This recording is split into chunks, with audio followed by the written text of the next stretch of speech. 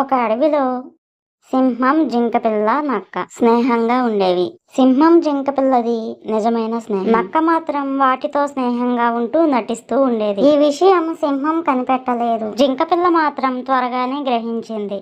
బాగా బలిసి ఉన్న జింకపిల్లను తినాలన్న కోరికతో నక్క తెగ ఆశపడింది. స్నేహానికి ప్రాణమిచ్చే సింహానికి ఈ విషయం తెలిస్తే ఊరుకోదు. జింకపిల్లేమో సింహాన్ని వదిలి ఒక క్షణం కూడా దూరంగా రాదు.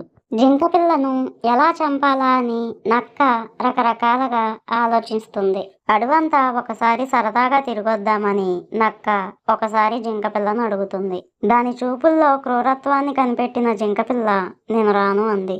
ఒకరోజు నక్క స్నానానికి వెళ్ళినప్పుడు జింకపిల్ల సింహంతో ఇలా అంటుంది. సింహం మామ, ఆ నక్క నమ్మదగినది కాదు. నా వైపు క్రూరంగా చూస్తుంది. నన్ను తినేస్తుందేమోనని నాకు భయంగా ఉంది అని చెప్పింది జింకపిల్ల. కాని సింహం ఇలా అంది. అయ్యో, ఆ నక్క చాలా మంచిది.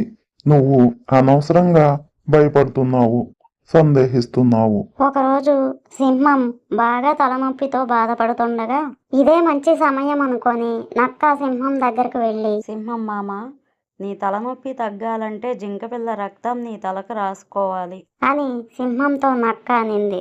నక్క దుష్టబుద్ధి గ్రహించిన సింహం ఒక్కసారిగా నక్కను ఢీకొట్టింది. దానితో నక్క కుయ్యో మొర్రో అంటూ అక్కడి నుంచి పారిపోతుంది. జింకపిల్ల చాలా సంతోషిస్తుంది. ఈ కథ నీతి ఏంటో తెలుసా ఫ్రెండ్స్? ఇతరుల మీద చాడీలు చెప్తున్నప్పుడు దాంట్లో వాస్తవం ఎంత ఉందో గ్రహించాలి. ఫ్రెండ్స్, ఈ స్టోరీ మీకు నచ్చితే కామెంట్ చేయండి. నా ఛానల్ని సబ్స్క్రైబ్ చేయండి, షేర్ చేయండి, లైక్ చేయండి. Thank you.